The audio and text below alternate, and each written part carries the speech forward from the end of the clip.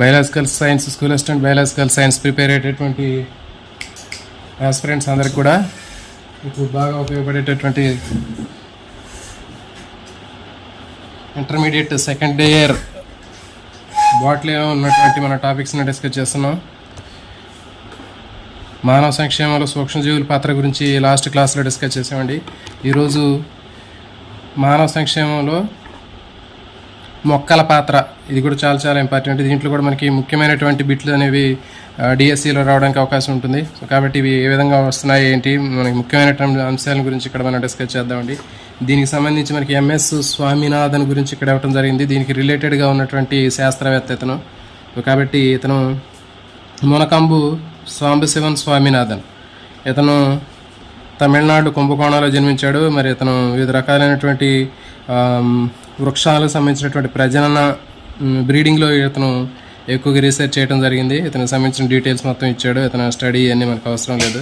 ఇతను IARI Indian agricultural research institute స్థాపించిన తర్వాత స్కూల్ ఆఫ్ సైటోజెనెటిక్స్ మరియు రేడియేషన్ సంస్థ ద్వారా స్వామినాథన్ అతని అనుచరులు వరిలో తక్కువ సమయంలో ఎక్కువ దిగుబడినిచ్చేటటువంటి రకాలని, సువాసన ఇచ్చేటటువంటి బాస్మతి రైస్ని అభివృద్ధి చేయడం జరిగిందండి. ఇది చాలా చాలా important.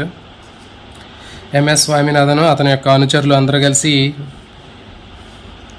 School of cytogenetics and radiation research ఈ సంస్థ ద్వారా వీళ్ళు మంచి ఎక్కువ దిగుబడినిచ్చేటటువంటి మంచి టేస్ట్ ఉండేటటువంటి బాస్మతి రైస్ని వీళ్ళు రూపొందించడం జరిగింది. క్రాప్ క్యాపిటేరియా, క్రాప్ షెడ్యూలింగ్, తర్వాత జన్యుపరంగా దిగుబడి అభివృద్ధి చేయటం, అంటే వీళ్ళు ఉపయోగించినటువంటి టెక్నిక్స్ ఇవి. క్రాప్ క్యాపిటేరియా, క్రాప్ షెడ్యూలింగ్ అనేటటువంటి పద్ధతులను ఉపయోగించి జన్యుపరంగా అధిక దిగుబడిని ఇచ్చేటటువంటి వంగడాలను వీళ్ళు అభివృద్ధి చేయడం జరిగింది. తర్వాత ఇక్కడ చూడండి, నార్మన్ బోర్లాగ్ అనేటటువంటి శాస్త్రవేత్తతోటి ఏర్పడినటువంటి సాంగత్యం వల్ల స్వామినాథను మెక్సికన్ గోధుమ రకాలని భారతదేశంలో ప్రవేశపెట్టి హరిత విప్లవానికి దారితీసింది. ఇది చాలా చాలా ఇంపార్టెంట్ అండి.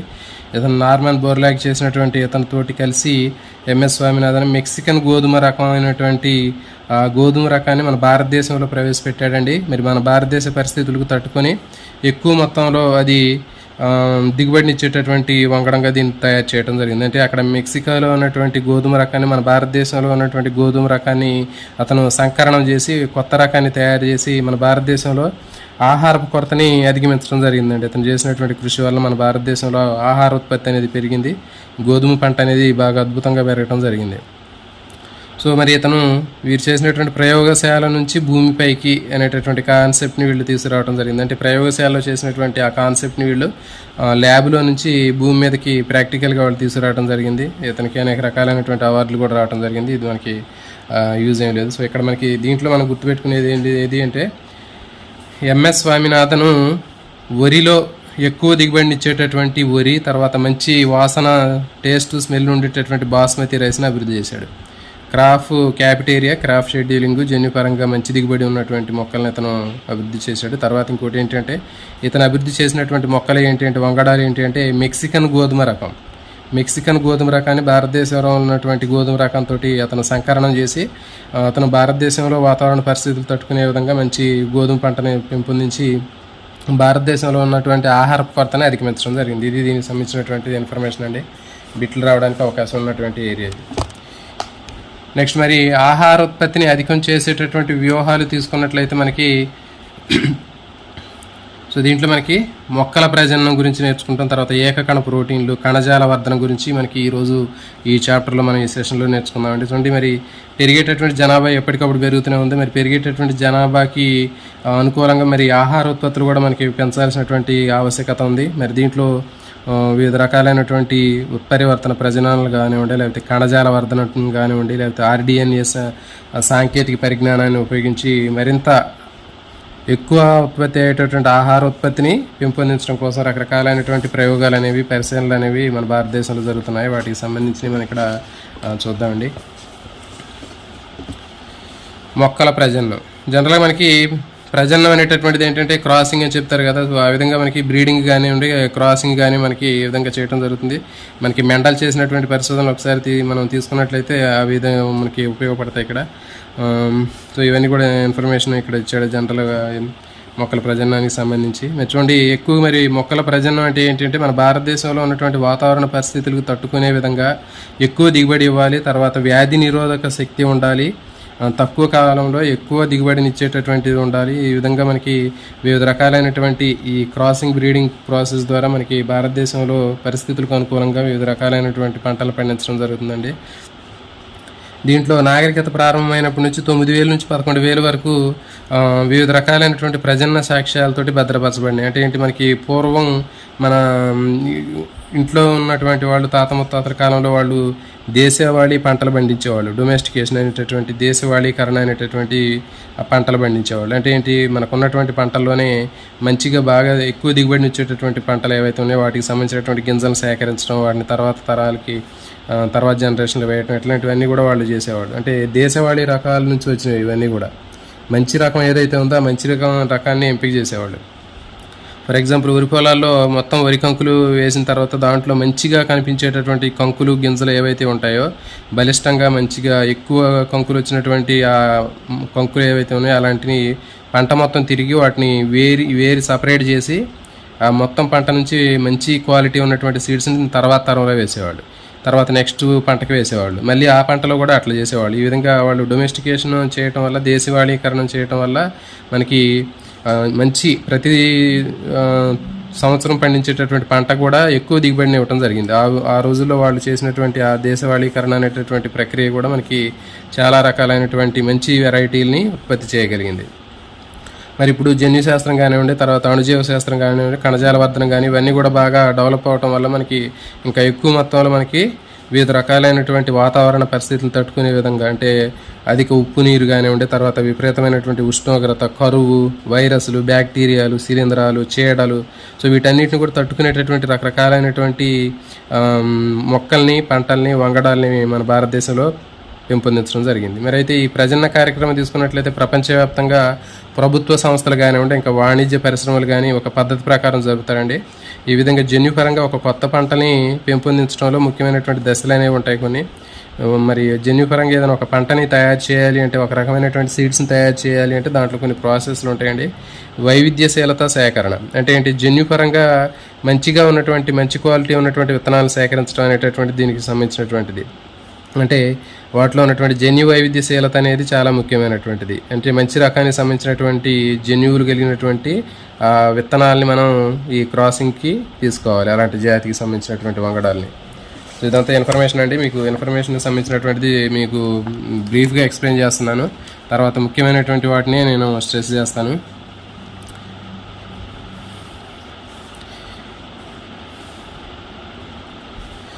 నెక్స్ట్ విశ్లేషణ జనకుల ఎంపిక చెప్పాం కదా. మరి మంచి జన్యుపరంగా మంచి వైవిధ్యం ఉన్నటువంటి ఆ మొక్కల్ని ఎంపిక చేసుకోవడానికి జనకుల మొక్కల్ని ఎంపిక చేసుకోవడం జరుగుతుంది.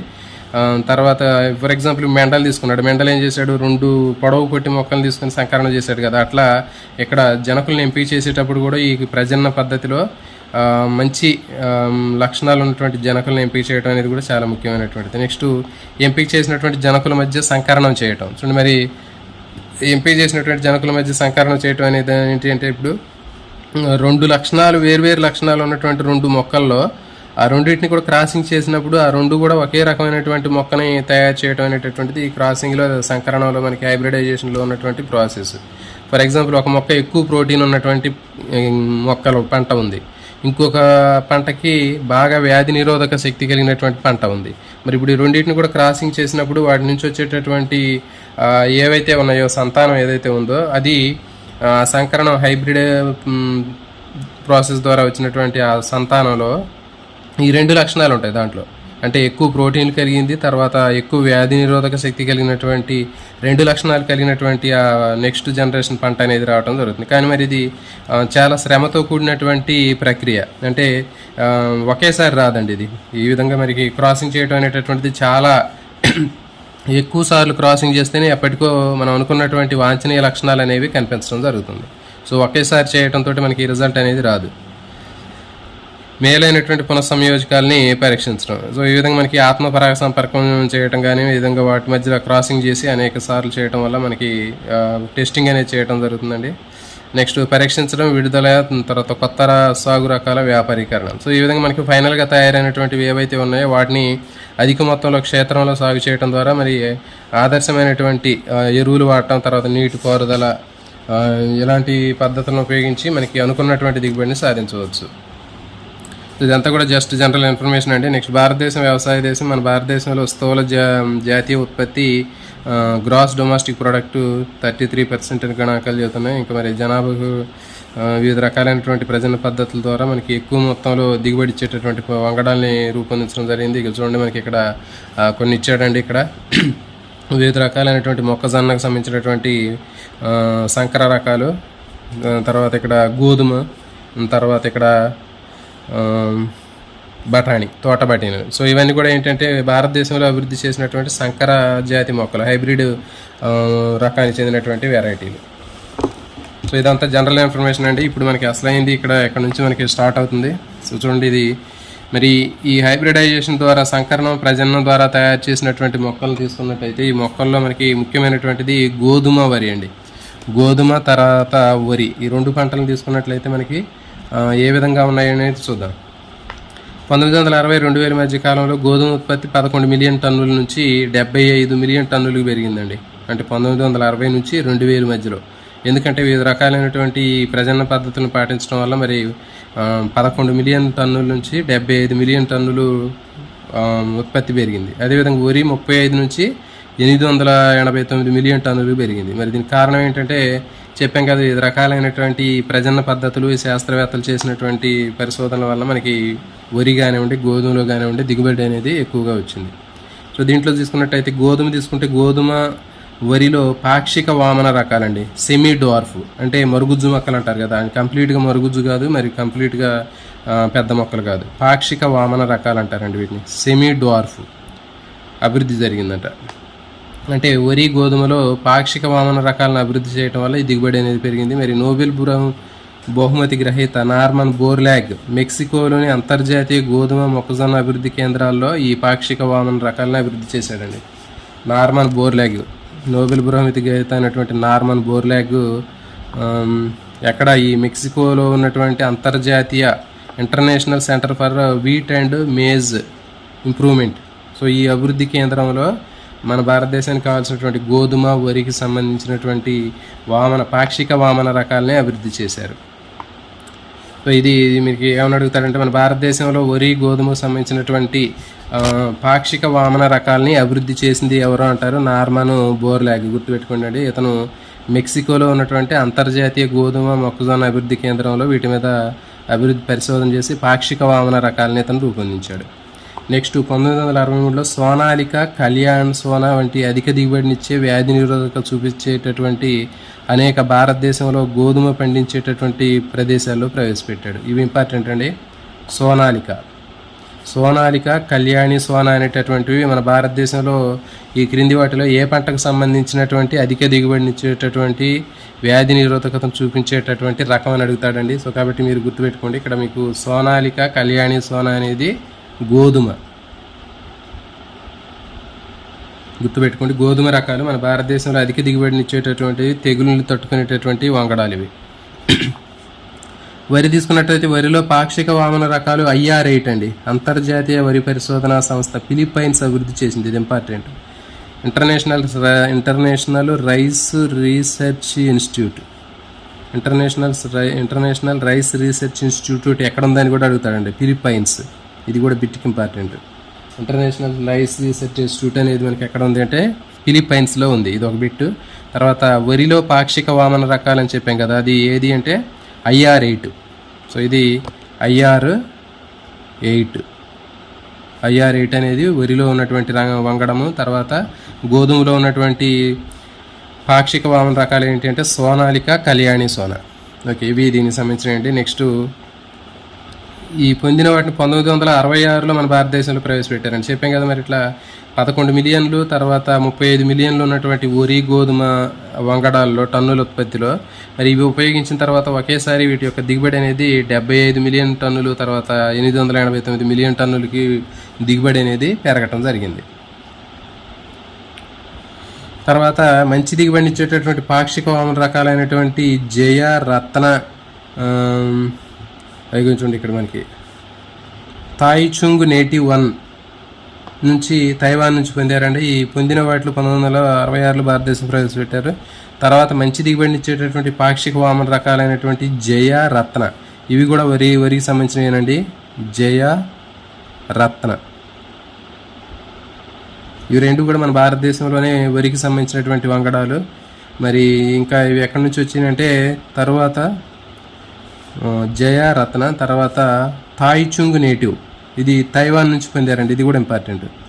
తాయిచుంగ్ నేటివ్ 1 అనేది ఏ రకమని అడుగుతాడు, దేనికి సంబంధించిందని అడుగుతాడు, ఏ దేశం నుంచి దిగుబడి తీసుకొచ్చామని కూడా అడుగుతాడండి, గుర్తుపెట్టుకోండి.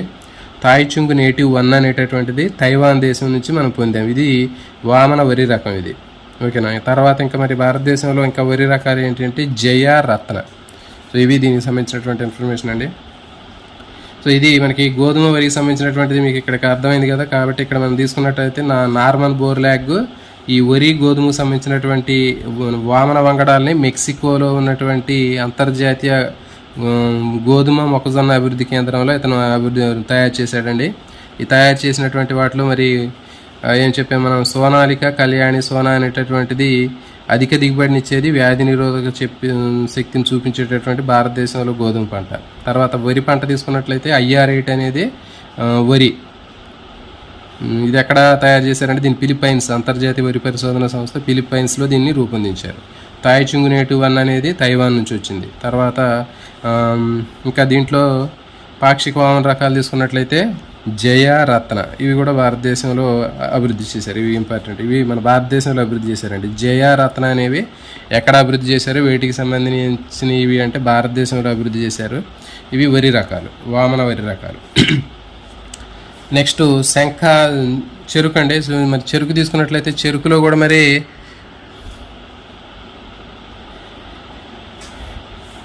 సకారం, బార్బెర్రీ, దీన్ని తీసుకున్నట్లయితే ప్రాథమికంగా ఇది ఉత్తర భారతదేశంలో సాగు చేస్తారండి. ఈ చెరుకు అనేది సకారం, బార్బెర్రీ అనేది ఉత్తర భారతదేశంలో సాగు చేస్తారు. దీంట్లో షుగర్ కంటెంట్ తక్కువ ఉంటుంది, చక్కెర తక్కువ పర్సంటేజ్ ఉంటుంది. దీనికి స్టెమ్ కూడా సన్నగా ఉంటుంది, సన్నగా పొడవైనటువంటి చెరుకు గడ్డలు ఉంటాయి. దీనికి దిగుబడి తక్కువ ఉంటుంది, షుగర్ కంటెంట్ తక్కువ ఉంటుంది. మరి తర్వాత దక్షిణ భారతదేశంలో సాగు చేసేటటువంటి ఉష్ణమండల పంట అయినటువంటి సకారం అఫిసినారిస్, ఇది మన దక్షిణ భారతదేశంలో సాగు చేసేది. మరి ఇది ఎట్లా ఉంటుందంటే దీనికి కాండము చూడండి, దీని కాండము మందంగా ఉంటుంది, దీని కాండం పెద్దగా ఉండి లావుగా ఉంటుంది, షుగర్ కంటెంట్ కూడా బాగా ఎక్కువగా ఉంటుంది దీంట్లో. మరి ఇప్పుడు ఏం చేశారంటే ఈ దక్షిణ భారతదేశంలో సాగు చేసేటటువంటి సకారం అఫిసినారిస్ కాండం మందంగా ఎక్కువగా ఉండి చక్కెరతో ఉన్నప్పటికీ మరి ఇది ఉత్తర భారతదేశంలో పెరగలేదండి. ఇప్పుడు మన దక్షిణ భారతదేశంలో మన ఏరియాలో పెరిగేటటువంటి సకారం అఫిసినాలిస్ అనేటటువంటి ఈ చెరుకు వెరైటీ ఉత్తర భారతదేశంలో పెరగదు, మన దక్షిణ భారతదేశంలో పెరిగిద్ది. ఇప్పుడు ఏం చేశారంటే ఈ రెండు జాతుల్ని సంకరణం చేశారు. క్రాసింగ్ చేసినప్పుడు అధిక దిగుబడి, మందమైనటువంటి కాండాలు వచ్చినాయి. అధిక దిగుబడిని ఇచ్చేటటువంటి చెరుకు వచ్చింది. తర్వాత మందమైనటువంటి కాండం కలిగి ఉండేటువంటి చెరుకు వచ్చింది. షుగర్ కంటెంట్ కూడా ఎక్కువగా ఉంది దీంట్లో. కాబట్టి ఎక్కువ చక్కెర ఉన్నటువంటి మనకి బ్రీడ్ వచ్చింది. మరి ఇది ఉత్తర భారతదేశంలో కూడా చెరుకు పండేటటువంటి ప్రదేశాల్లో ఎక్కువ సామర్థ్యాన్ని కలిగినటువంటి పంటగా పెంచడం జరిగింది. ఇంతకుముందు చెప్పాము మనం దక్షిణ భారతదేశంలో సాగు చేసేటటువంటి సకారం అఫిసినాలిసిస్ ఉత్తర భారతదేశంలో పెరగదని చెప్పాను, అక్కడ వాతావరణ పరిస్థితులను తట్టుకొని పెరగదని చెప్పాము. కానీ ఎప్పుడైతే మరి మన దక్షిణ భారతదేశంలో ఉన్నటువంటి ఇది మన దక్షిణ భారతదేశం సకారం అఫిసినారం, ఉత్తర భారతదేశంలో సకారం బార్బెర్రీ పెరిగిద్దండి. మరి ఇది అక్కడ షుగర్ కంటెంట్ తక్కువ ఉంది, గడలు కూడా సైజ్ చిన్నగా ఉంటాయి, స్టెమ్ సైజ్ చిన్నగా ఉంటుంది. మరి అందుకని చెప్పేసి ఇది మన దక్షిణ భారతదేశంలో ఉన్నటువంటి పంటను అక్కడ వేద్దామంటే అక్కడ అది పెరగలేదు, అక్కడ వాతావరణ పరిస్థితులకు అనుకూలంగా. కాబట్టి ఏం చేశారంటే ఈ రెండింటిని క్రాసింగ్ చేసినప్పుడు ఈ సకారం బార్బెర్రీ ఈ రెండింటిని క్రాసింగ్ చేసినప్పుడు వచ్చినటువంటి వెరైటీ ఏదైతే ఉందో అది అప్పుడు ఉత్తర భారతదేశంలో సక్సెస్ఫుల్గా అది తట్టుకొని వాతావరణ పరిస్థితిని తట్టుకొని పెరగగలిగింది. ఎక్కువ షుగర్ కంటెంట్ ఉంది, గడ సైజు కూడా ఎక్కువగా ఉంది. సో ఇది దీనికి సంబంధించింది, ఈ విధంగా దీన్ని చేయడం జరిగింది. గుర్తుపెట్టుకోండి. దీని మీద బిట్ ఎట్లా అడుగుతారంటే సకారం బార్బెర్రీ ఉత్తర భారతదేశంలో సాగు చేసేటటువంటి చక్కెర తక్కువగా ఉన్నటువంటి చెరుకు రకం ఏది అని అడుగుతాడండి. గుర్తుపెట్టుకుని శకారం బార్బెర్రీ, ఇది ఉత్తర భారతదేశంలో ఉన్నది. దీన్ని ఎట్లా గుర్తుపెట్టుకుంటారంటే, ఉత్తర భారతదేశం అంటే ఉత్తరంలో బారుగా ఎక్కువ మ్యాటర్ రాశారన్నట్లుగా గుర్తుపెట్టుకోండి. బార్బెర్రీ ఉత్తరంలో చాలా ఎక్కువ మ్యాటర్, చాలా బారుగా ఉన్నటువంటి మ్యాటర్ రాశారనేటట్టు గుర్తుపెట్టుకోండి. తర్వాత దక్షిణ భారతదేశం తీసుకున్నట్లయితే దక్షిణ భారతదేశంలో శకారం అప్సినారం అనేటటువంటిది దక్షిణ భారతదేశంలో ఉంది. దీనికి ఏంటి అంటే శంఖంతో మన ఇంటి ముందుకి అడుక్కోవడానికి వస్తూ ఉంటారు ఊదుతూ. సో వాళ్ళకి దక్షిణ వేశారు అనేటటువంటి గుర్తుపెట్టుకోండి. వాళ్ళకి కొంచెం ఎంతో కొంత దక్షిణ వేస్తారు కదా. సో కాబట్టి శంఖంతో వచ్చిన వాళ్ళకి దక్షిణ వేశారని గుర్తుపెట్టుకోండి. కాబట్టి ఇది శకారం అప్సినారిసిస్ అనేటటువంటిది, అప్సినారం అనేది మన దక్షిణ భారతదేశంలో ఉన్నది. సో ఈ రెండింటిని కూడా క్రాసింగ్ చేసినప్పుడు వచ్చేటటువంటి వెరైటీ కూడా మళ్ళీ ఉత్తర భారతదేశంలో మంచి రిజల్ట్ని ఇచ్చింది. నెక్స్ట్ చిరుధాన్యాలు అంటే వివిధ రకాలైనటువంటి మొక్కజొన్న, జొన్న, సజ్జలు, వీటిని కూడా జయప్రదంగా సంకర ప్రజననం చేసి వాటర్ రెసిస్టెంట్ అంటే జలాభావ పరిస్థితులు అని చెప్తారు కదా, నీటి ప్రతిబల ప్రభావాన్ని తట్టుకునేటట్టుగా జలాభావ పరిస్థితులను తట్టుకునే విధంగా కూడా రూపొందించడం జరిగింది. నెక్స్ట్ మొక్కల ప్రజననం ద్వారా వ్యాధి ప్రతిరోధకత.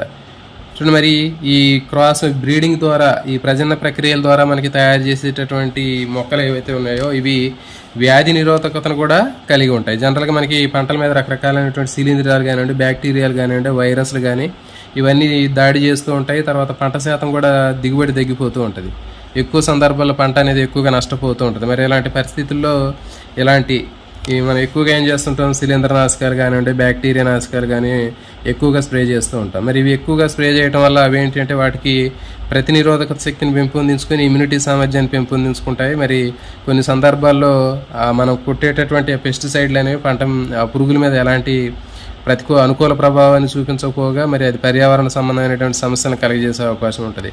సో దానికోసం మనం పురుగు మందులు స్ప్రే చేయకుండానే వ్యాధి నిరోధకత శక్తి కలిగినటువంటి అంటే తెగుళ్లకు ప్రతికూల శక్తిని చూపించేటటువంటి, వ్యాధి నిరోధకతను చూపించేటటువంటి ఈ వంగడాలని తయారు చేయడం అనేది ఈ ప్రజననం ద్వారా ఇక్కడ మనకి చేయడం జరుగుతుందండి. ఇక్కడ తీసుకున్నట్లయితే మొక్కలకు వచ్చే కొన్ని ముఖ్యమైనటువంటి వ్యాధులు ఇచ్చాడండి. ఇక్కడ శిలీంధ్రాల ద్వారా కలిగేటటువంటి వ్యాధులు, గోధుమలో కుంకుమ తెగులు అనేది శిలీంధ్రం వల్ల వచ్చిందండి, గుర్తుపెట్టుకోండి. గోధుమలో కుంకుమ తెగులు అనేది శిలీంధ్రం వల్ల వచ్చింది. నెక్స్ట్ చెరుకు ఎర్రకుళ్ళు తెగులు కూడా శిలీంధ్రం వల్ల వచ్చింది. నెక్స్ట్ బంగాళాదుంపలో బ్లైట్ తెగులు, లేట్ బ్లైట్ అంటారు కదా ఈ తెగులు. తర్వాత బ్యాక్టీరియా వలన వచ్చేటటువంటి క్రూసిఫెరా నల్లటి కుళ్ళు తెగులు, క్రూసిఫెర్ లాంటి నల్లటి కుళ్ళు తెగులు. తర్వాత వైరస్ల ద్వారా పొగాకులో మొజాయిక్ వైరస్లు, టర్నిప్ మొజాయిక్. సో ఇట్లాంటివి కొన్ని ఇక్కడ ఇచ్చాడండి, కొన్ని వ్యాధులు వీటి వలన వస్తున్నాయి అనేటటువంటిది ఇక్కడ ఇచ్చాడు. గోధుమలో కుంకుమ వర్ణం తెగులు అనేది మనకి శిలీంధ్రం వల్ల వచ్చింది. కుంకుమ తెగులు కానివ్వండి, తర్వాత చెరుకు ఎర్రకుళ్ళు తెగులు, బంగాళాదుంపలో బ్లైట్ తెగులు, ఇవి శిలీంధ్రాల వల్ల వస్తాయి. తర్వాత బ్యాక్టీరియాల ద్వారా వచ్చే ఏంటి క్రూసిఫెరా నల్లటి కుళ్ళు, వైరస్ ద్వారా పొగాకు మొజాయిక్ వైరస్ డిసీజు, టర్నిప్, ఇవి మొజాయిక్. ఇవి కొన్ని బేసిక్స్, కొన్ని వ్యాధులకు సంబంధించినటువంటి ఇచ్చాడు.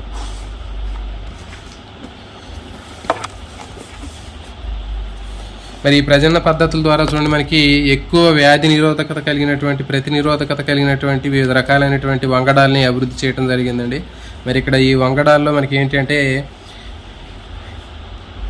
ఈ సంకరణ ద్వారా, ప్రజననం ద్వారా తయారు చేసినటువంటి వంగడాలు అనేవి మనకి వివిధ రకాలైనటువంటి శిలీంధ్రాలు కానివ్వండి, బ్యాక్టీరియాలు కానివ్వండి, వైరస్ వ్యాధులకి ప్రతినిరోధకతను చూపించి ఎలాంటి తెగుళ్ళు రాకుండా ఇవి తట్టుకొని జీవించగలిగేటటువంటి వెరైటీ రకాలండి ఇవి. సో ఇక్కడ మనకి టేబుల్ ఇచ్చాడు, దీనికి సంబంధించిన మొత్తం ఇన్ఫర్మేషన్ మొత్తం కూడా ఇక్కడే ఉందండి. గోధుమ రకం తీసుకున్నట్లయితే తయారు చేసినటువంటి రకం ఏది అంటే హిమ్గిరి, గుర్తుపెట్టుకోండి. ఇవి చాలా చాలా ఇంపార్టెంట్ అండి. మరి గోధుమలో వ్యాధి నిరోధకత లేకపోతే తెగుళ్ళు రాకుండా తట్టుకోవడానికి రూపొందించినటువంటి గోధుమ రకం ఏది అంటే హిమగిరి, గుర్తుపెట్టుకోండి. గోధుమలో హిమగిరి. మరి ఇది దేనికి ప్రతినిరోధకత చూపించింది అంటే పత్రాలు మరియు చారల కుంకుమ తెగుళ్ళు, హిల్బంట్ అనేటటువంటి వ్యాధి రాకుండా కాపాడిద్ది ఈ వెరైటీ. పత్రాలు చారల్లో వచ్చేటటువంటి కుంకుమ తెగులు అనేది ఇక రాదండి. అంటే ఈ ప్రజన్న పద్ధతి ద్వారా గోధుమలో తయారు చేసినటువంటి హిమగిరి అనేటటువంటి వెరైటీ వలన పత్రాల్లో కానీ కుంకుమ తెగులు లాంటిది రాకుండా ఉంటుంది. చార్ల కుంకుమ తెగులు, హిల్ బంట్ అనేటటువంటి వ్యాధి రాకుండా ఉంచుద్ది. నెక్స్ట్ బ్రాసికా కుటుంబానికి చెందినటువంటి బ్రాసికా వలరేషియా నైగ్రామ్ అని చెప్తుంటారు కదా. ఈ బ్రాసికాకు సంబంధించినటువంటి ఆకుకూరలకు సంబంధించినటువంటి వాటిలో తయారు చేసింది ఏది అంటే పూసా స్వర్ణిం కరణ్ రాయ్. ఇది తెల్లటి కుంకుమ తెగులుకి వ్యాధి నిరోధక శక్తిని కలిగి ఉంటుంది. ఈ వెరైటీలో ఇక ఈ తెల్లటి కుంకుమ తెగులు అనేది రాదండి దీని మీద. నెక్స్ట్ క్యాలీఫ్లవర్ తీసుకున్నట్లయితే క్యాలీఫ్లవర్లో మనకి పూసా స్నోబాల్. సో ఈ రెండు గుర్తుపెట్టుకోవాలి కంపల్సరీగా. అన్ని గుర్తుపెట్టుకోవాలంటే ఖచ్చితంగా వీటి మీద బిట్లు ఖచ్చితంగా అడుగుతాడు. ఇవి పూసా శుభ్ర లేదా పూసా శోభనాల్ 1 అనేటటువంటిది ఏ రకమైనటువంటి ప్రజననం ద్వారా తయారు చేసినటువంటి ఆహార పంట అంటే క్యాలీఫ్లవర్ అని ఇక్కడ గుర్తుపెట్టుకోవాలండి. పూసా శోభనాల్.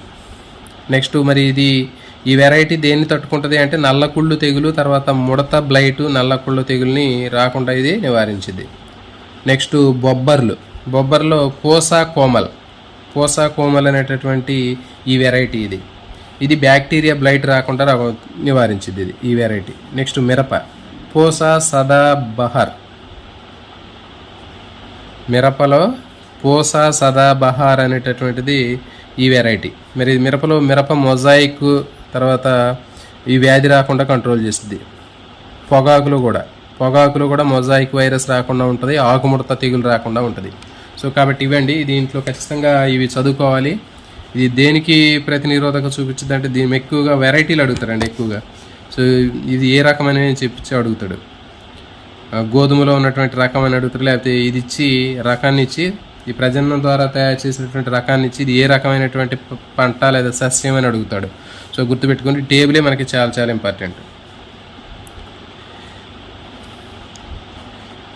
సో చూడండి నెక్స్ట్ మళ్ళీ ఇంకా వీటిలో తీసుకున్నట్లయితే మనకి రకరకాలైనటువంటి క్లోనల్ వైవిధ్యాలు కానివ్వండి, లేకపోతే ఇంకా మనకి జెనెటిక్ ఇంజనీరింగ్, ఈ టెక్నాలజీని ఉపయోగించి వీటన్నిటిని కూడా ఇంకా ఎక్కువ మొత్తంలో తయారు చేయడం జరుగుతుంది.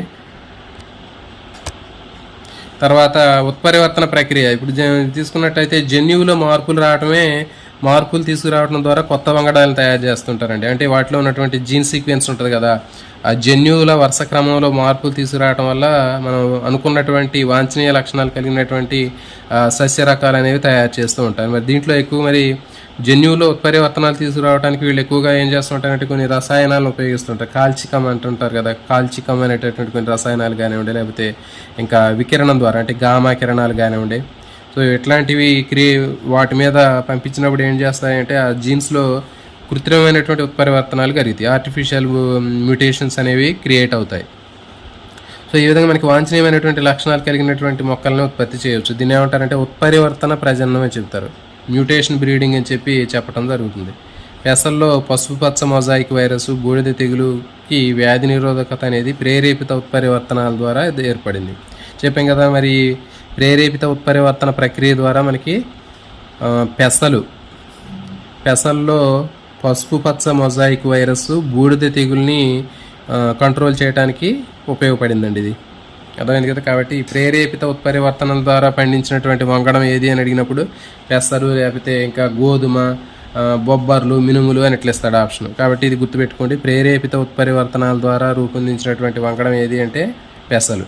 సో దీంట్లో ఏంటంటే ఆ జెనెటిక్ సీక్వెన్స్లో చేంజ్ తీసుకురావడం కోసం వీళ్ళు ఏం చేస్తారంటే ఆర్టిఫిషియల్గా గామా కిరణాలు కానివ్వండి, ఎక్స్రేస్ కానీ వికిరణాలను పంపించడం వల్ల వాళ్ళు వాంఛనీయమైనటువంటి ఆ జీన్ మోడిఫికేషన్ చేస్తారు. అట్లా చేయడం వల్ల ఏమవుతుందంటే దాంట్లో మనకు అనుకున్నటువంటి వెరైటీ అనేది రావడం జరుగుతుంది.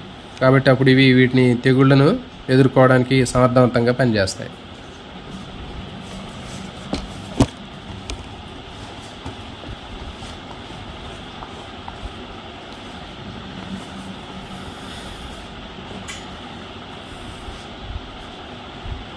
తర్వాత ఇక్కడ చూడండి మనకి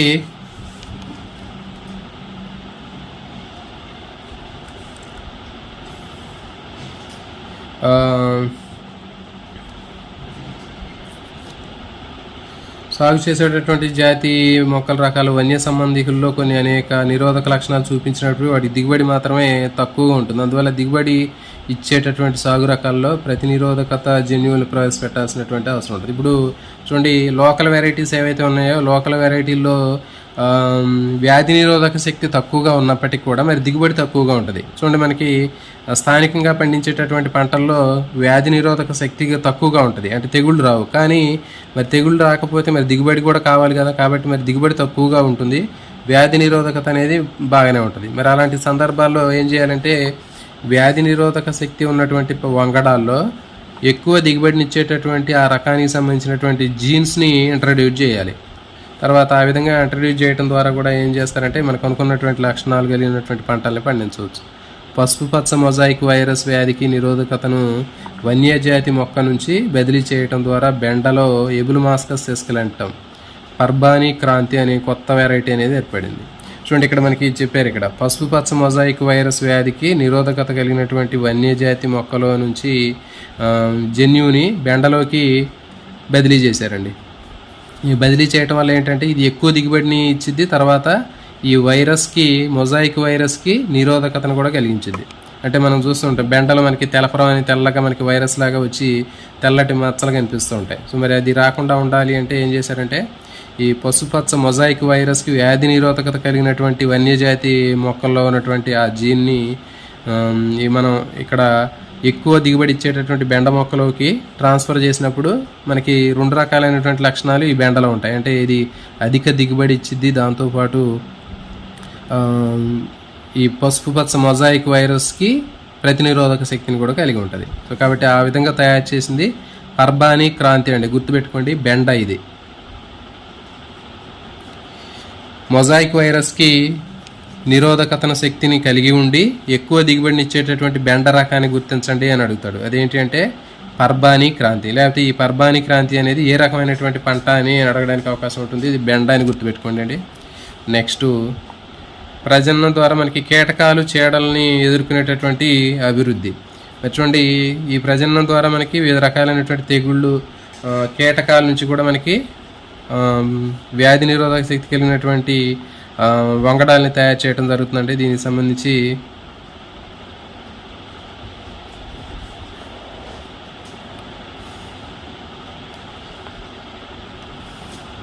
చూడండి, ఇక్కడ ఒక టేబుల్ ఇచ్చాడు. ఈ టేబుల్ ఖచ్చితంగా ఇలాంటి టేబుల్స్ మీద అడుగుతాడు. చూడండి, మరి సస్య బ్రాసికా, రాఫ్ సీడ్స్, ఆవాలు. మనకి బ్రాసికా అనేటటువంటి దీంట్లో రకం తీసుకున్నట్లయితే పోసా గౌరవ్.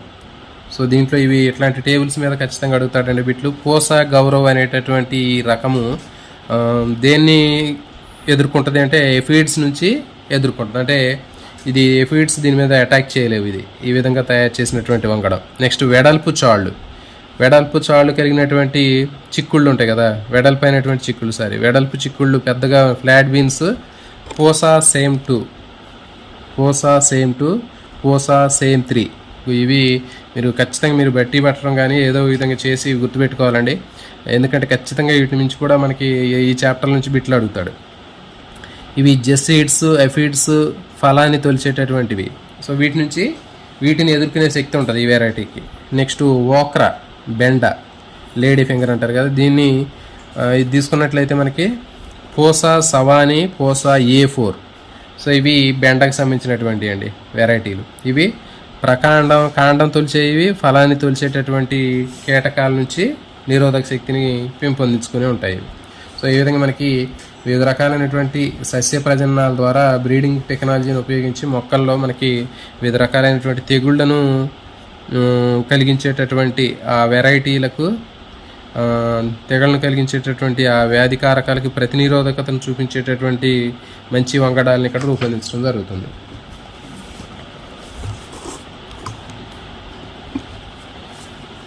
నెక్స్ట్ చూడండి, మరి మొక్కల ప్రజననం ద్వారా ఆహార నాణ్యత. చూడండి, మరి ప్రపంచంలో 840 మిలియన్ల మంది ఎక్కువ మంది ప్రపంచ జనాభాకి సరిపడా మంచి పోషక విలువలు కలిగినటువంటి ఆహారం అనేది లభించట్లేదండి. చాలామంది ఎక్కువగా మంది 3 బిలియన్ల మంది సూక్ష్మ పోషకాలు, ప్రోటీన్లు, విటమిన్లు లేనటువంటి కనిపించిన ఆకలితో చచ్చిపోతున్నారు, చాలామంది బాధపడుతున్నారు. దీనికి కారణం ఏంటంటే వారు ఉపయోగించేటటువంటి ఫలాలు, కూరగాయలు, ధాన్యాలు, చేపలు వాటిలో ఖరీదైనటువంటి స్థితిలో ఖరీదు చేసేటటువంటి స్థితిలో లేరు వాళ్ళు. సో కాబట్టి మరి వాళ్ళకి అవసరమైనటువంటి సూక్ష్మ పోషకాలని ఆహారంలో లేకపోవటం వల్ల ముఖ్యంగా ఐరన్, విటమిన్ ఏకి సంబంధించినటువంటి అయోడిన్, జింకు సంబంధమైనటువంటి వివిధ రకాలైనటువంటి పోషకాహార సమస్యలతోటి వాళ్ళు బాధపడటం జరుగుతుంది. మరి మానసిక సామర్థ్యాన్ని దెబ్బతీసేవి అనేకంగా వీరికి కలిగిస్తున్నాయి. సో ఇప్పుడు ఏంటి అంటే ఎక్కువ ఖరీదు ఉన్నటువంటి ఆహారాన్ని వీళ్ళు కొనలేనటువంటి పరిస్థితి అనేది ఇక్కడ మనకు అర్థమవుతుంది. వివిధ రకాలైనటువంటి పోషక విలువలు కలిగిన ఆహారం తీసుకోవాలంటే ఎక్కువ మంచి క్వాలిటీ ఉన్నటువంటి రిచ్ ఫుడ్ తీసుకోవాల్సినటువంటి అవసరం ఉంటుంది. మరి దీన్ని ఓవర్కమ్ చేయడం కోసం బయో ఫోర్టిఫికేషన్ అనేటటువంటి ప్రజన్నం ఉద్దేశం ద్వారా తీసుకొచ్చారండి. బయో ఫోర్టిఫికేషన్ అనేటటువంటి ఒక కాన్సెప్ట్ని తీసుకున్నారు. దీంట్లో ఏంటి అంటే దీని ఉద్దేశం ఏంటంటే సస్యాల్లో విటమిన్లు, లవణాలు స్థాయిని అధికంగా చేయటం, అధిక ప్రోటీన్లు, ఆరోగ్యవంతమైనటువంటి కొవ్వులు అంశాలపైన దృష్టి సారించడం, అంటే అతి ముఖ్యంగా ప్రయోగాత్మకంగా సమాజ ఆరోగ్య స్థితిని పెంపొందించడం. ఇదేనండి ఇప్పుడు చెప్పాం కదా. మరి మనం ఈ ప్రపంచంలో దాదాపు ఎక్కువ మంది మంచి పోషక విలువలు లేనటువంటి ఆహారం తీసుకోకపోవటం వల్ల వివిధ రకాలైనటువంటి ఆరోగ్య సంబంధమైనటువంటి సమస్యలు రావటం ఇట్లా కనిపిస్తూ ఉంటుంది. మరి దీన్ని ఓవర్కమ్ చేయడం కోసం బయో ఫోర్టిఫికేషన్ అనేటటువంటి కాన్సెప్ట్ తీసుకొచ్చారు. ఈ బయో ఫోర్టిఫికేషన్లో ఏంటి అంటే కొన్ని ప్రజన్న ప్రక్రియల ద్వారా తయారు చేసేటటువంటి వంగడాల్లో మంచి విటమిన్లు, లవణాలు, ప్రోటీన్లు, కొవ్వులు, మంచి పోషక విలువలు ఉన్నటువంటి వంగడాలను ఉత్పత్తి చేయటం. సో దీన్ని ఈ విధంగా చేయటం వల్ల సమాజ ఆరోగ్య స్థితిని పెంపొందించడం అండి. సో కాబట్టి ఇది బయో ఫోర్టిఫికేషన్ అంటారు. బయో ఫోర్టిఫికేషన్ అనగా అని క్వశ్చన్ ఇచ్చి మీకు ఎట్లా అడుగుతాడండి. మంచి ఆరోగ్యమైనటువంటి ప్రోటీన్లు, అధికమైనటువంటి విటమిన్లు, కొవ్వులు ఉన్నటువంటి ఆహారాన్ని ఉత్పత్తి చేసి సమాజ ఆరోగ్యాన్ని మెరుగుపరచడం అని ఒక ఆప్షన్ ఇస్తాడు. లేకపోతే బయో ఫోర్టిఫికేషన్ అంటే సూక్ష్మజీవులను అభివృద్ధి చేయడం అంటాడు. లేకపోతే ఇంకా రకరకాలైన ఆప్షన్స్ ఇస్తాడండి. ఇచ్చినప్పుడు మనం దీన్ని గుర్తుపెట్టి దీని కాన్సెప్ట్ మనకు అర్థం కావాలి. ఈ బయో ఫోర్టిఫికేషన్ అనేటటువంటి దీనికి కాన్సెప్ట్ అనేది మనకి ఇప్పుడు అర్థమైంది కదా. ఇది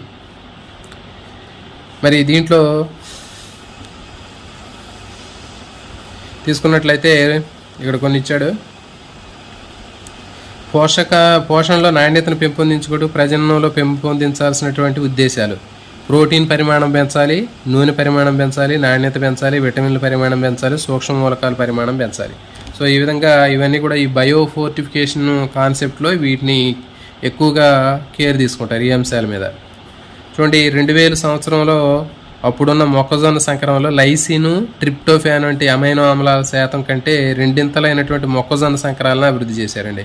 సో ఇది చూడండి ఇక్కడ మనకి 2000 సంవత్సరంలో అప్పుడు ఉన్నటువంటి మొక్కజొన్న సంకరంలో లైసిన్లు, ట్రిప్టోఫాన్ అనేటటువంటి అమైనో ఆమ్లాల కంటే ఇప్పుడు ఉన్నటువంటి మొక్కజొన్నలో 2 రెట్లు లైసిన్, ట్రిప్టోఫాన్లో ఉన్నటువంటి మొక్కజొన్న వంగడాలని అభివృద్ధి చేశారు. ఇంపార్టెంట్ ఇది. నెక్స్ట్ గోధుమ రకం తీసుకున్నట్లయితే గోధుమ రకంలో అట్లాస్ 66 దీన్ని ప్రోటీన్ పరిమాణం ఎక్కువగా ఉంటుంది. గోధుమ రకం అనేది అట్లాస్ గుర్తుపెట్టుకోండి, మీకు అడుగుతాడు. అట్లాస్ 66 అనేటటువంటిది ఏ రకమైనటువంటి ఎక్కువ ప్రోటీన్ కలిగినటువంటి ఏ రకమైనటువంటి పంట అని అడుగుతాడు. తర్వాత గోధుమ దీనికి ఉదాహరణ.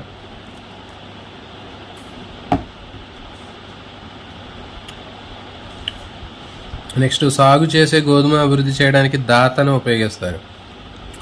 ఐరన్ ఫోర్టిఫైడ్ వరి రకం సాధారణంగా వాడే రకంతో పోల్చినప్పుడు 5 గంటల ఎక్కువగా ఐరన్ ఉంటుందండి.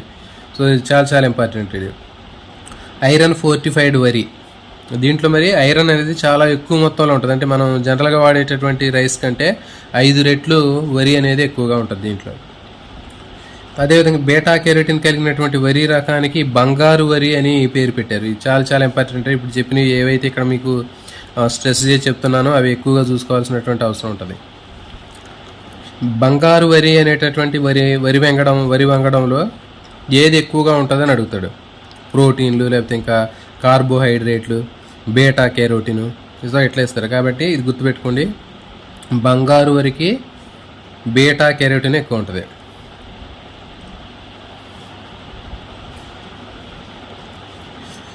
నెక్స్ట్ నుండి భారతీయ వ్యవసాయ పరిశోధన సంస్థ Indian agricultural research institute New Delhi, ఇది ఎక్కడ ఉందని కూడా అడుగుతాడండి. Bit important. Indian agricultural research institute మనకి న్యూఢిల్లీలో ఉంది.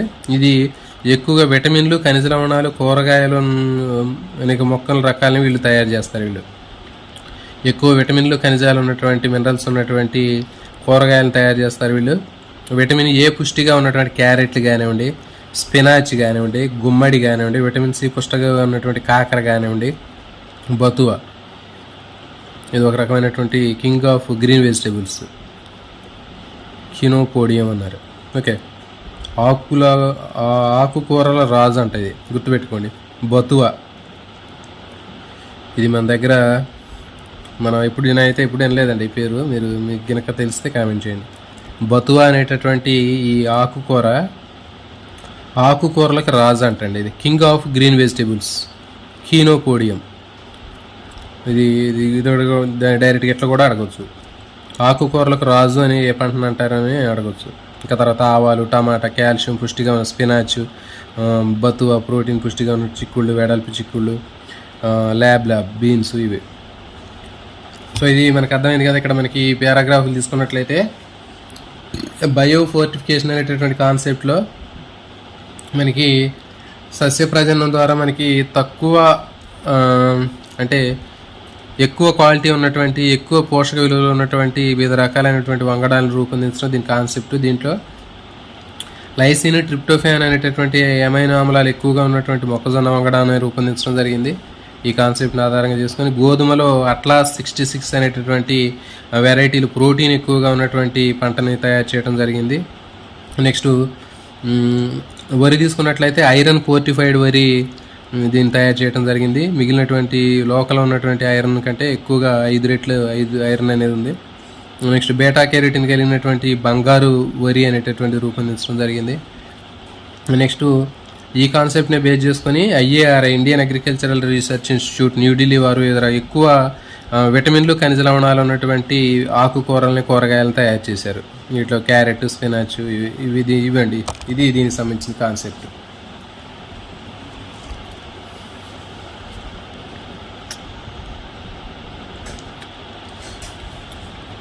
నెక్స్ట్ ఏకకణ ప్రోటీన్లు. ఏకకణ ప్రోటీన్లు తీసుకున్నట్లయితే మనకి సాంప్రదాయ ఉత్పత్తులైనటువంటి ధాన్యాలు కానివ్వండి, గింజలు కానివ్వండి, కూరగాయలు కానివ్వండి, పండ్లు కానీ పెరుగుతున్నటువంటి జనాభాకి తగినంత ఆహారాన్ని అందించట్లేదు. తర్వాత ధాన్యం నుంచి మాంసాహారాన్ని మారడం వల్ల తృణధాన్యాల అవసరం కూడా ఎక్కువగా ఏర్పడింది. దీనికి కారణం జంతువుల పెంపకం ద్వారా వచ్చే 1 కిలో మాంసానికి 3 నుంచి 10 కేజీల ధాన్యం అనేది అవసరం అవుతుంది. అంటే 1 కేజీ మాంసాన్ని తయారు చేయాలంటే వాటికి 3 నుంచి 10 కేజీల ధాన్యం అనేది అవసరం అవుతుందంట. సో మరి ఏకకణ ప్రోటీన్ల కాన్సెప్ట్ గురించి చూద్దామండి. ఇక్కడ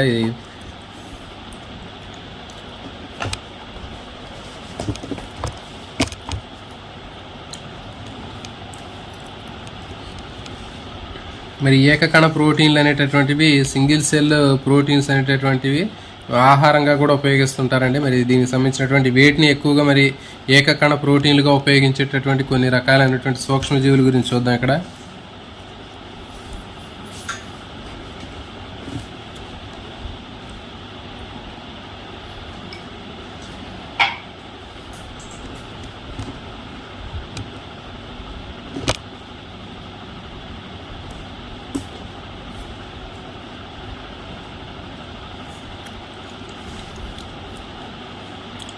చూడండి, ఈ టేబుల్ తీసుకున్నట్లయితే ఏకకణ ప్రోటీన్లుగా ఉపయోగించేటటువంటి సూక్ష్మజీవుల్లో మనకి కొన్ని శైవలాలను ఉపయోగిస్తారు, శిలీంధ్రాలను ఉపయోగిస్తారు, బ్యాక్టీరియాలను ఉపయోగిస్తారు. మరి వీటిని ఉపయోగించి జనాభాకు కావాల్సినటువంటి మంచి ప్రోటీన్లు ఉన్నటువంటి ఆహారాన్ని అందించడానికి కూడా ఇది ఏకకణ ప్రోటీన్లు అనేవి ఉపయోగపడతాయి. చూడండి, ఇక్కడ మనకి ఇచ్చాడు 25% కంటే ఎక్కువ మానవ జనాభా ఆకలి, బాధ, పోషకాహార లోపాలతో బాధపడుతున్నారు. జంతువులకి, మానవుల పోషణకు కావాల్సినటువంటి ప్రోటీన్లకు మూలం ఒక ప్రత్యామ్నాయ ఏకకణ ప్రోటీన్లు, సింగిల్ సెల్ ప్రోటీన్లు అనేటటువంటి వీటిని ఉపయోగించడం వల్ల ఏంటంటే ప్రపంచ జనాభాకు కావాల్సినటువంటి మంచి పోషకాలు కలిగినటువంటి ప్రోటీన్లు ఉన్నటువంటి ఆహారాన్ని ఈ ఏకకణ ప్రోటీన్ల ద్వారా అందించవచ్చు. మరి అవి ఏంటి అంటే ఏకకణ ప్రోటీన్లుగా ఉపయోగపడేవి ఏంటి అంటే శైవలాలు, శిలీంధ్రాలు, బ్యాక్టీరియాలు. శైవరాలు తీసుకున్నట్లయితే స్పైరులినా మ్యాక్సిమా ఇంపార్టెంట్ అండి, క్లోరెల్లా ఫైరినాయిడిడోసా, సెనీడెస్మస్ యాక్యూటస్.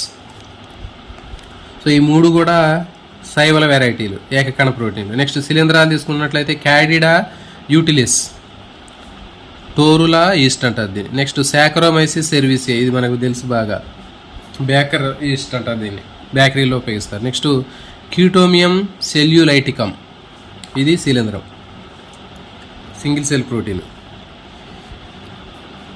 నెక్స్ట్ బ్యాక్టీరియా తీసుకున్నట్లయితే బేబీ బ్యాక్టీరియం క్యూటోగ్లూటిమమ్. Next methylophilus మిథైలోట్రాపస్.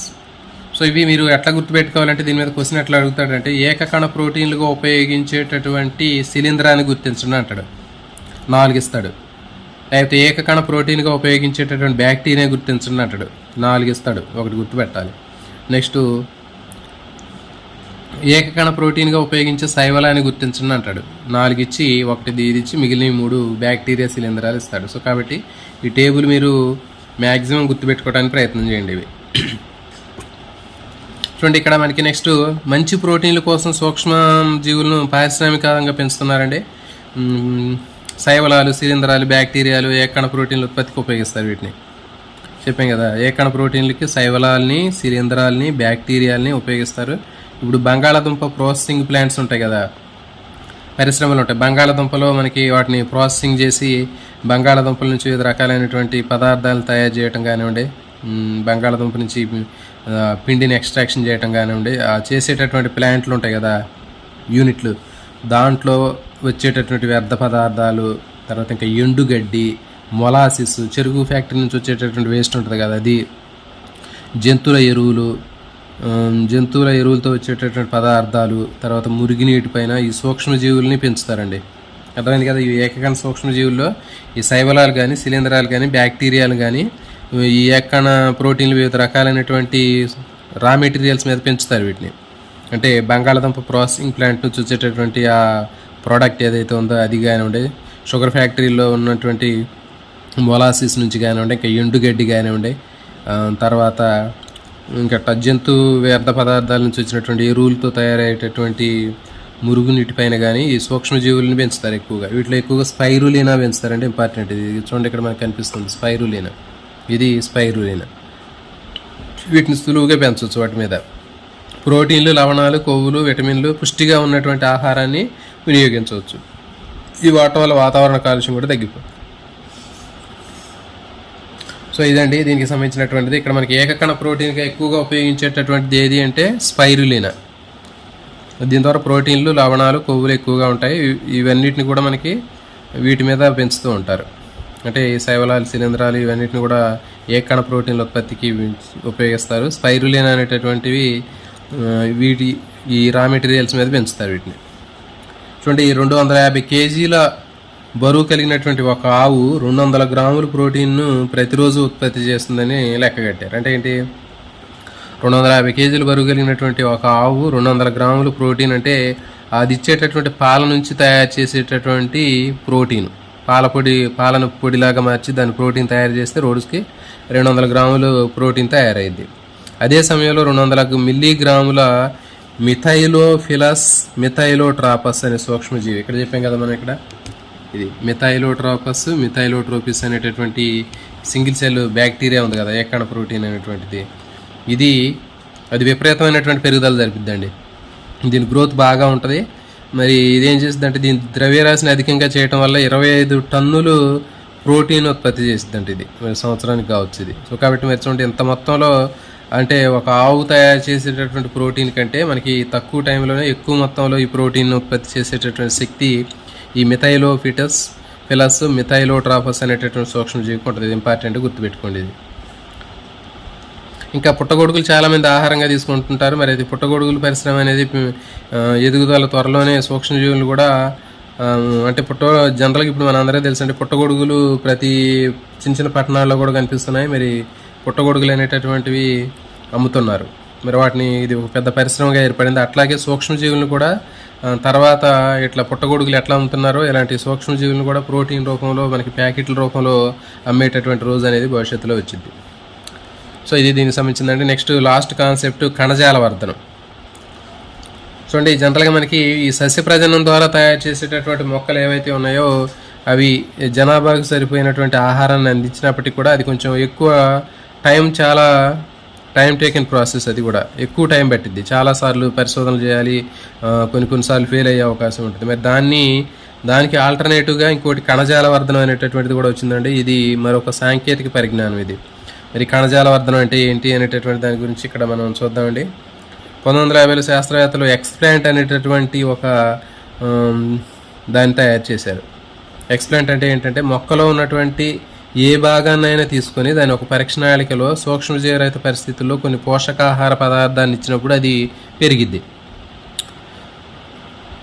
ఒక పరీక్షణాళిక తీసుకొని ఈ పరీక్షణాళికలో మొక్కకు సంబంధించినటువంటి ఏదైనా సరే, ఏ భాగమైనా సరే, ఒక వేరు కావచ్చు, కాండం కావచ్చు, పత్రం కావచ్చు, ఏ భాగాన్నైనా కొంత కణజాలాన్ని తీసుకొని ఒక పరీక్షణాళికలో తీసుకొని దీనికి సూక్ష్మజీవరహితమైనటువంటి పరిస్థితులు కల్పించాలి. అంటే ఏంటి, అది డ్యామేజ్ అయిపోకుండా. తర్వాత అది పెరగడానికి కావాల్సినటువంటి పోషకాలు కూడా యాడ్ చేయాలి. సో ఈ విధంగా యాడ్ చేసినప్పుడు దీంట్లో పెరుగుదల అనేది జరిగింది. అంటే ఆ కణజాలం నుంచి కొన్ని మొక్కలు రావటం జరిగింది.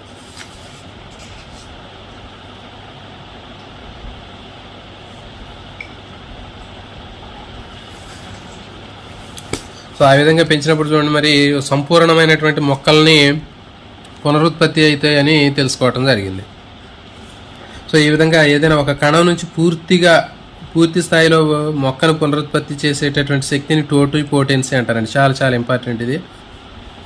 కాబట్టి మొక్కలో ఉన్నటువంటి వేరు, కాండం, ఈ భాగాల నుంచి ఒక పరీక్షణాళికలో తీసుకొని వాటికి పోషకయానకాన్ని కలిపి సూక్ష్మజీవరహితమైనటువంటి పరిస్థితుల్లో పెంచి ఒక మొక్కని తయారు చేసేటటువంటి శక్తిని మనకి కణజాల వర్ధనం అంటారండి.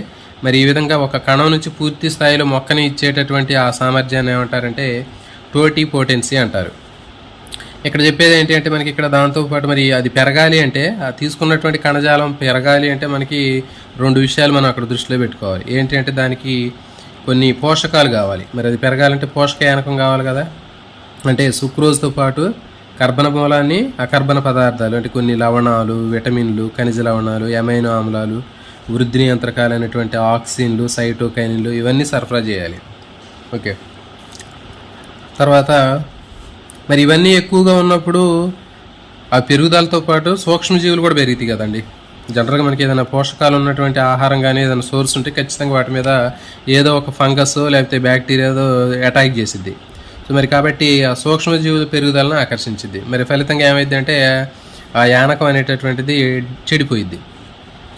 మరి అందువల్ల ఏం చేయాలంటే ఆ అటాక్ అయ్యేటటువంటి సూక్ష్మజీవుల్ని అటాక్ చేయకుండా చేయడం కోసం దాన్ని మనం పెంచేటటువంటి టిష్యూ ఏదైతే ఉందో ఆ టిష్యూని సూక్ష్మజీవరహితం చేయాలి, ఇనాక్యులేషన్ చేయాలి, సూక్ష్మజీవరహితం చేయాలి. సూక్ష్మజీవరహితం అనేటటువంటిది ఒక ఆటోక్లేవ్ అనేటటువంటి ఆవిరి పాత్రలో చేస్తారు. ఇది కూడా ఇంపార్టెంట్ అండి. మరి ఆటోక్లేవ్ చేయడం అనేటటువంటి ప్రాసెస్ చేయటం ద్వారా మనం పెంచేటటువంటి యానకంలో ఉన్నటువంటి ఆ కణాలలో ఎలాంటి సూక్ష్మజీవులు కూడా ఉన్నా కానీ చనిపోతాయి ఇవన్నీ. సో ఇది ఆటోక్లేవ్ అంటారు, గుర్తుపెట్టుకోండి. మరి ఆటోక్లేవ్లో మనం పెంచేటటువంటి ఆ కణాలు ఏవైతే ఉన్నాయో అవి ఆ వర్ధన యానకాన్ని 15 పౌండ్లు పీడనము 121 డిగ్రీ సెంటీగ్రేడ్ దగ్గర 15 నిమిషాలు ఉంచాలి. ఇది చాలా చాలా ఇంపార్టెంట్. ఆటోక్లేవ్లో మనం పెంచేటటువంటి యానకాన్ని ఏ ఉష్ణోగ్రత వద్ద పెంచుతారు, దానికి సంబంధించినటువంటి కండిషన్స్ కూడా అడుగుతాడండి, గుర్తుపెట్టుకోండి. 15 పౌండ్లు పీడనం ఉండాలి, 121 డిగ్రీల సెంటీగ్రేడ్ టెంపరేచర్ ఉండాలి, 15 నిమిషాల పాటు దాంట్లో ఉంచాలి మనం ఆటోక్లేవ్ పాత్రలో. సో ఇట్లా దాన్ని ఏమంటారంటే ఎక్స్ప్లాంట్ అని చెప్తారు. చెప్పాం కదా ఇంతకుముందు.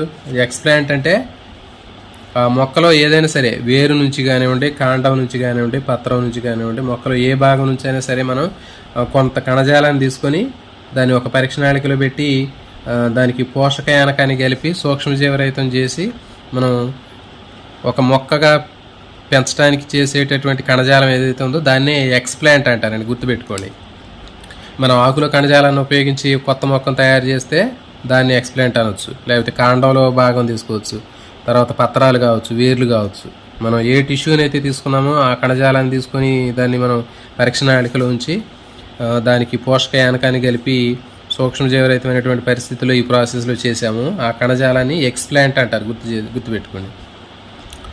తర్వాత మరి ఇక్కడ ఈ ఎక్స్ప్లాంట్ వర్ధన పాత్రలో సూక్ష్మజీవరహితమైనటువంటి యానకం మీదకి ప్రవేశపెట్టడాన్ని అంతర్నివేశనం అంటారండి, ఇంపార్టెంట్. ఇనాక్యులేషన్.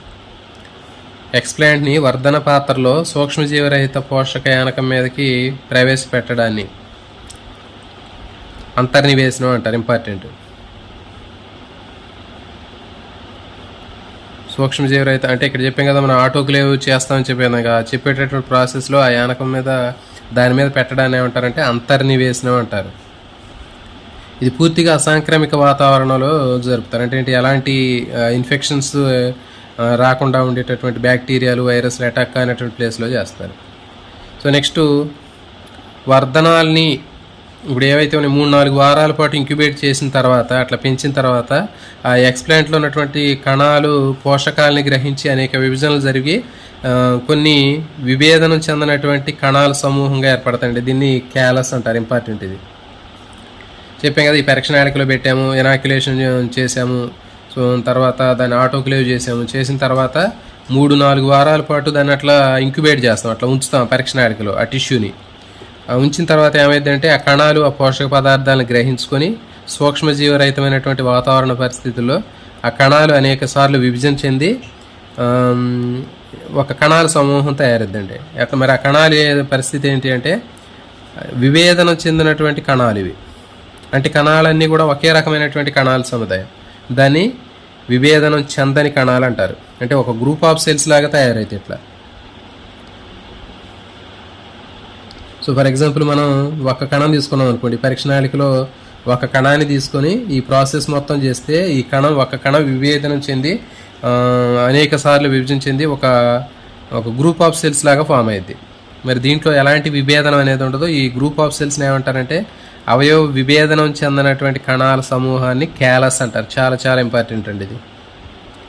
కణజాల వర్ధనం చేసేటటువంటి ప్రాసెస్లో మనం తీసుకున్నటువంటి ఎక్స్ప్లాంట్ నుంచి వచ్చినటువంటి కణాల సముదాయము ఇది. అనేక విభజనలు జరిగి వచ్చినటువంటిది ఇది. పోషక పదార్థాలు గ్రహించి ఈ విధంగా తయారైంది. ఇది క్యాలస్ అంటారు. కొన్ని సందర్భాల్లో వేర్లు కాండాలు నేరుగా ఏర్పడతాయండి. ఇప్పుడు చెప్పాం కదా, ఈ మనం తీసుకున్నటువంటి టిష్యూలో ఏదైతే మనం ఈ ఎక్స్ప్లాంట్ని పరీక్షణాళికలో తీసుకొని ఈ ప్రాసెస్ చేస్తున్నామో, తీసుకున్నప్పుడు కొన్ని సందర్భాల్లో మనకి ఈ క్యాలస్ అనేది వచ్చింది.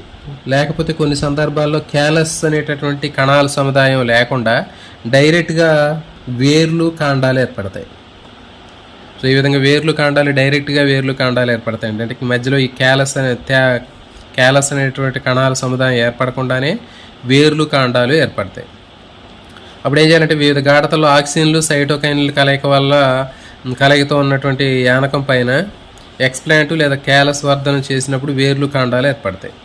ఇక చూడండి, మనకి ఈ విధంగా క్యాలస్ ఏర్పడిన తర్వాత దీనికి ఆక్సిన్లు సైటోకైనిన్లు యాడ్ చేయాలి. ఆక్సిన్లు సైటోకైనిన్లు యాడ్ చేస్తే ఈ క్యాలస్లో విభేదనం చెందినప్పుడు దీని నుంచి వేర్లు కాండాలు అనేవి ఏర్పడతాయి. చెప్పాం కదా, ఒక్కోసారి డైరెక్ట్గానైనా వస్తాయని చెప్పిన మనం ఆల్రెడీ దీనికి యాడ్ చేసిన ఆక్సిన్లు సైటోకైనిన్లు యాడ్ చేయడం వల్ల డైరెక్ట్గా దీని నుంచి ఇవి వేరు కాండాల్ని ఏర్పరిచేటటువంటి ప్రాసెస్ చేసిద్ది. ఇవి వేర్లు కాండాలు ఈ ప్రక్రియను అవయవ ఉత్పత్తి అంటారు. చూడండి, మరి ఇట్లా మనకి ఏవైతే వేరు కాండం వచ్చిందో ఈ వేర్లు కాండం రావటాన్ని ఏమంటారంటే ఆర్గనోజెన్సిస్ అంటారు, అవయవ ఉత్పత్తి అంటారు. సో ఈ విధంగా కాకుండా క్యాలస్ నుంచి పిండాల వంటి నిర్మాణాలు ఏర్పడతాయి. ఇప్పుడు చూడండి, ఒక్కోసారి ఈ వేరు ఏవైతే క్యాలస్లు ఉన్నాయో క్యాలస్ నుంచి మళ్ళీ డైరెక్ట్గా పిండాలు కూడా ఏర్పడతాయండి. డైరెక్ట్గా పిండం అనేది కూడా ఏర్పడుద్ది. సో ఇది కూడా గుర్తుపెట్టుకోండి. సో వీటిని ఏమంటారంటే పిండాబాలు ఎంబ్రియోస్ అంటారు.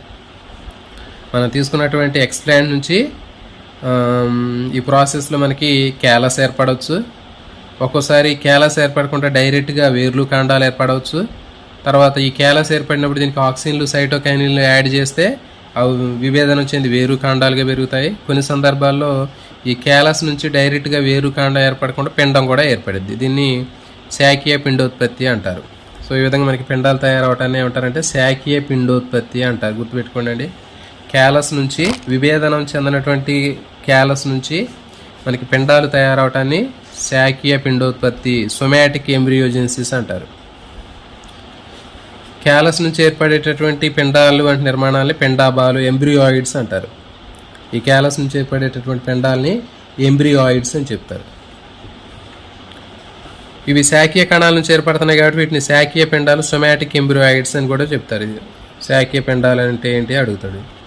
ఓకే, సో ఈ విధంగా మనకి ఈ పద్ధతిని ఉపయోగించి తక్కువ సమయంలో పరిమితమైనటువంటి ప్రదేశంలో ఎక్కువ సంఖ్యలో మనం మొక్కలు ఉత్పత్తి చేయవచ్చు. సో ఈ పద్ధతిని సూక్ష్మ వ్యాప్తి అంటారండి, మైక్రో ప్రాపగేషన్ అని చెప్పడం జరుగుతుంది, ఇంపార్టెంట్. సో ఈ పద్ధతిని ఉపయోగించి మనం తక్కువ టైంలోనే, ఇప్పుడు ఫర్ ఎగ్జాంపుల్ ఒక ఆకు ఉంది, ఒక ఆకులో మనకి ఒక చిన్న టిష్యూ తీసుకున్నట్లయితే దాంట్లో ఒక 100 కణాలు తీసుకుంటే 100 సెల్స్ నుంచి 100 కొత్త మొక్కలు తయారవుతాయి. సో ఇది కాబట్టి మనకి అతి తక్కువ టైంలోనే ఎక్కువ మొక్కల్ని మనం ఈ సూక్ష్మ వ్యాప్తి అంటారు, ఈ కణజాల వర్ధనం సూక్ష్మ వ్యాప్తి అంటారు, ఇంపార్టెంట్ అని గుర్తుపెట్టుకోండి. మైక్రో ప్రాపగేషన్ అంటారు. ఇలా ఉత్పత్తి అయ్యేటటువంటి మొక్కలు జన్యుపరంగా అసలైన తల్లి లేదా మూలాధార మొక్కలను పోలి ఉంటాయి, సేమ్ యాసిడ్స్గా ఉంటాయి. వాటి నుంచి మనం తయారు చేసాం కాబట్టి మనకి ఆ టిష్యూ, ఏ మొక్క నుంచి టిష్యూ తీసుకున్నామో ఆ మొక్కకు సంబంధించినటువంటి లక్షణాలు ఉంటాయి. వీటిని సోమా క్లోన్లు అంటారు, ఇంపార్టెంట్ అండి. సోమా క్లోన్లు అనేవి కూడా మనకి టిష్యూ కణజాల వర్ధనం ద్వారా తయారయ్యే మొక్కల్ని సోమా క్లోన్లు అంటారు.